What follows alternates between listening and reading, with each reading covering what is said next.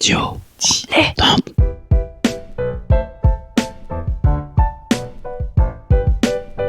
ce que vous proposez comme d'habitude, c'est de la poudre de perlimpin. La République, c'est moi! Et je ne me laisserai jamais entraîner par un opportuniste dans cette voie-là. Allez, rangez vos mines boudeuses, rangez vos discours de rageux. Restons polis, le podcast qui explique calmement la politique. Bonjour à toutes et à tous et bienvenue dans Restons Polis, le podcast qui vous explique chaque semaine, tous les lundis, tranquillement la politique, ce que c'est, les bases, bref. Et je le fais chaque semaine avec mon camarade Nemo. Salut. Salut Nemo. Alors du coup, cette semaine, de quoi on va parler ? On va parler de la Cour de justice de la République, comme ça on leur a dit une première fois, la CJR, la Cour de justice chargée de juger l'action des ministres pendant leur mandat. Alors, fun, joie, bonheur pour ce Fun, podcast. joie, bonheur, vous allez rester, vous allez voir, c'est pas très long et on va tout vous expliquer. Petite musique. Petite musique.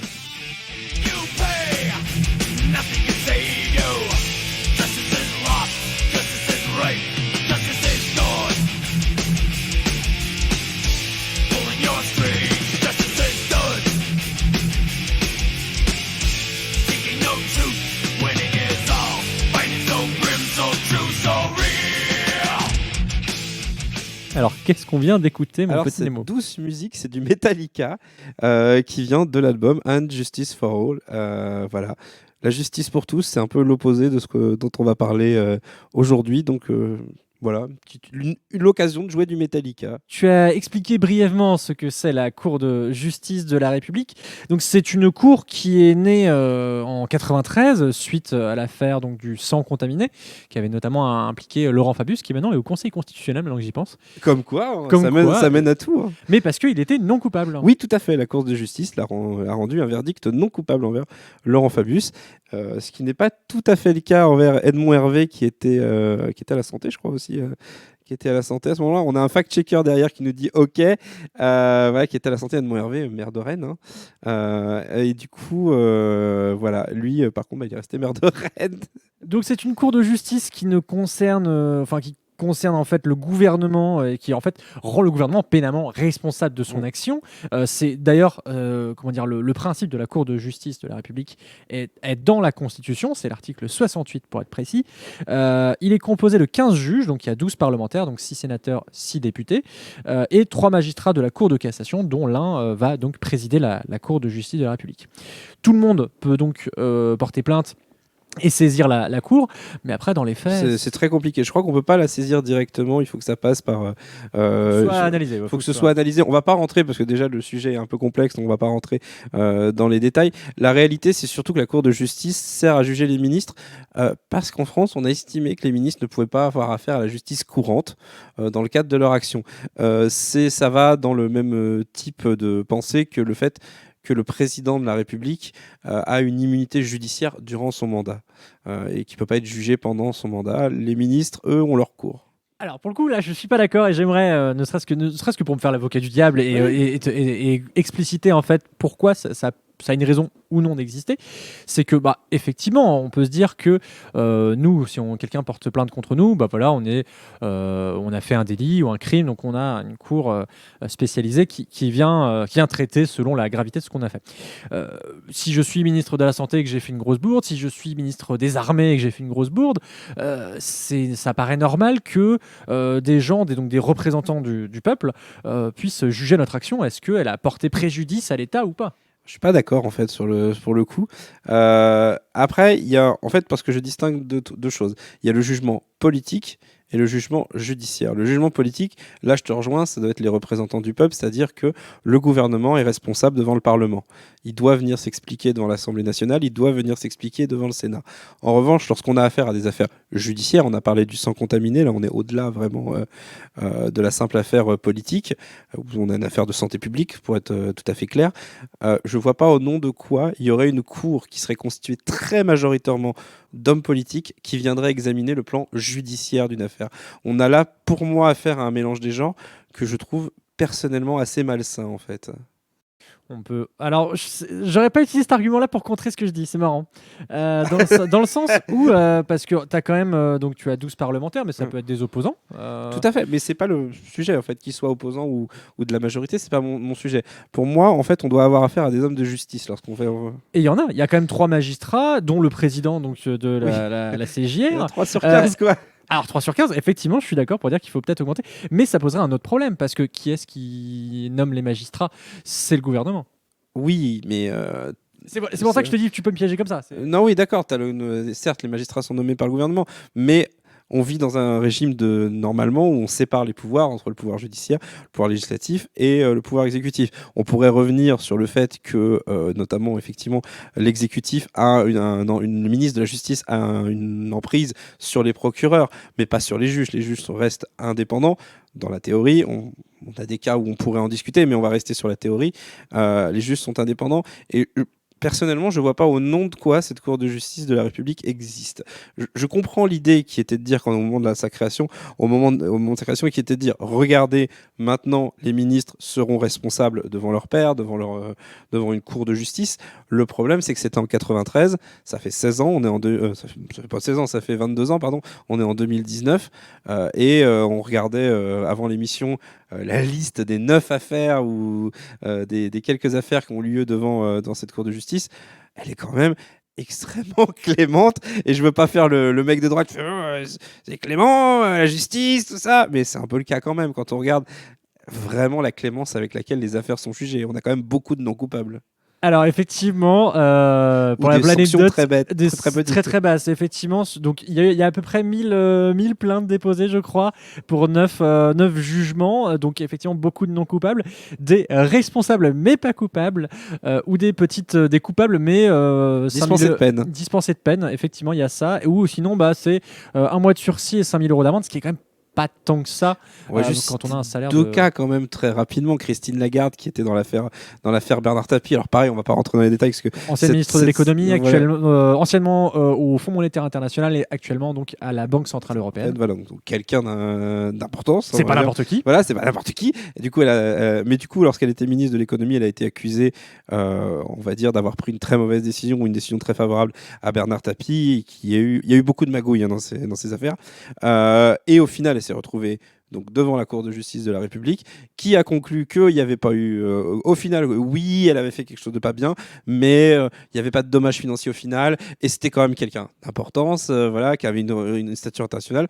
Donc on allait la dispenser de peine, et bien entendu, comme elle est dispensée de peine, c'est pas mis dans son casier judiciaire. Et un autre cas récent, c'est Jean-Jacques Urvoas, ancien ministre de la Justice de François Hollande, qui a transmis des informations au député, aujourd'hui La République En Marche, Thierry Solaire, à propos d'une information qui le concernait. Et il a été jugé que l'information qu'il avait transmise, il n'avait pas le droit de le faire. Et il s'en est tiré, attention, oh mon Dieu, par un mois de prison avec sursis et 5 000 € d'amende.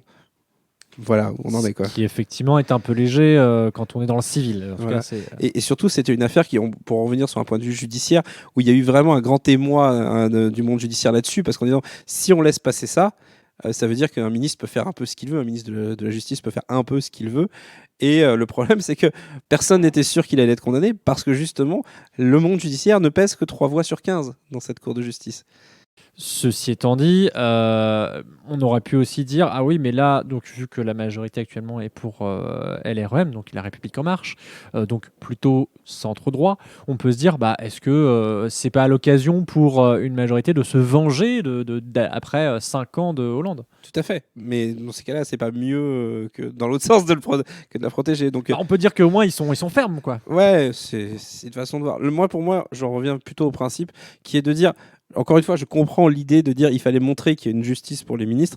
Le problème, c'est que encore une fois, elle a du mal à se mettre en marche, et que je pense qu'aujourd'hui, cette Cour de justice, elle est très peu connue des gens. Elle fonctionne mal en réalité, et qu'on n'a toujours pas trouvé de moyen de rendre réellement les ministres responsables de leurs actes.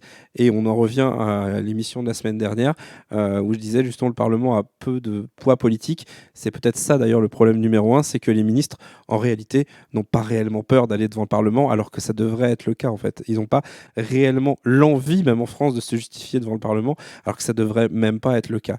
Donc l'idée de condamner judiciairement, c'est toujours compliqué, mais pour ça il faudrait que la justice politique, pour que ça agisse mieux, il faudrait que la justice politique, entre guillemets la justice politique, agisse de façon plus forte.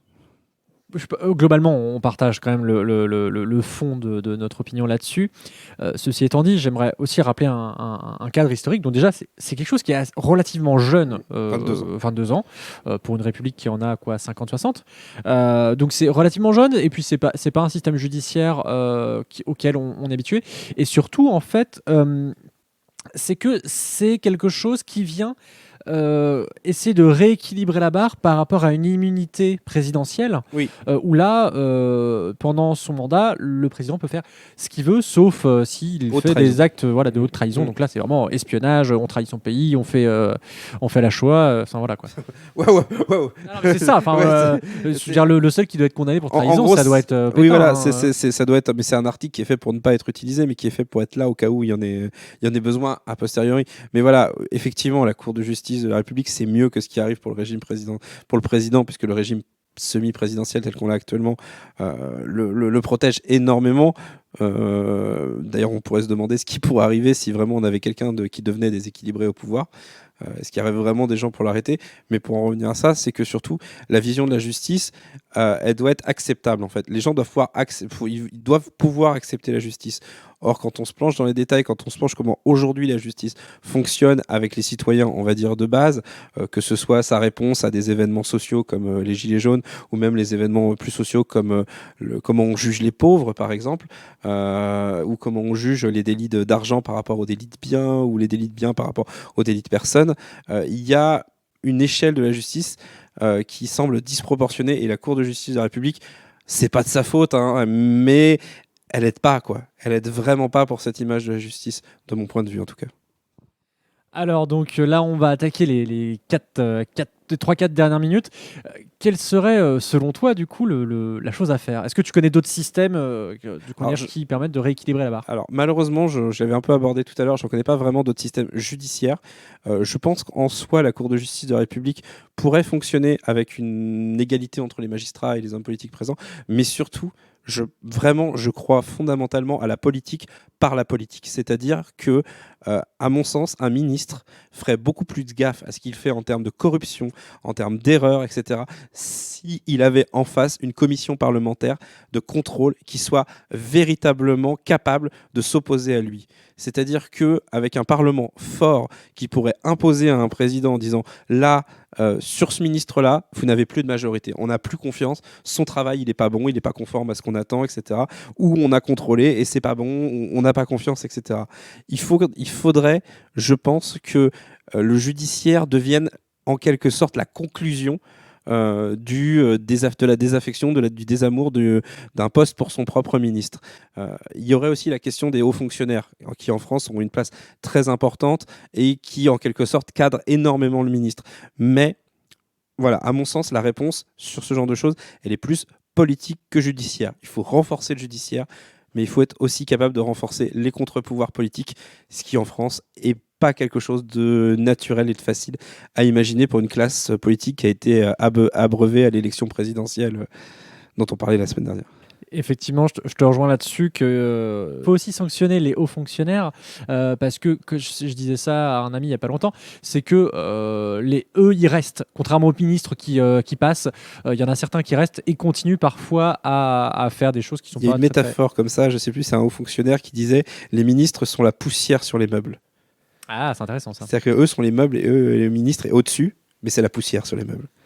Oui, j'aime bien beaucoup cette métaphore. Et donc voilà, je pense qu'eux aussi doivent être jugés. Et pour le coup, je trouve que l'idée d'avoir des représentants du peuple est plutôt une bonne idée, même si c'est critiquable. Par contre, du coup, en fait, moi, je proposerais un truc un peu plus radical, c'est-à-dire un tirage au sort parmi les maires élus. Voilà. Pourquoi pas? Et après, un kiff-kiff, juge élu, ça pourrait être assez intéressant. On arrive doucement vers notre quart d'heure. Est-ce que tu as un dernier mot, une dernière Non, ça proposition, va. quelque chose Là, on est bien. On est bien dans le timing, très bien. Et ben, pour conclure, merci à toi Nemo. On Merci, te Adrien. retrouve comme toujours dans Canapé Game, dans À Gauche Toute et dans Les Pyrénées.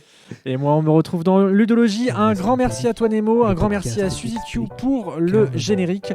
Pour terminer ce mois de novembre avec la citation de Madame Taubira, la responsabilité politique implique de rappeler les ancrages et de tracer les perspectives. On vous a donné les ancrages de la Cour de justice de la République. Bon courage pour les perspectives. À la semaine prochaine. Voilà, et en décembre, promis, ce sera un peu plus joyeux.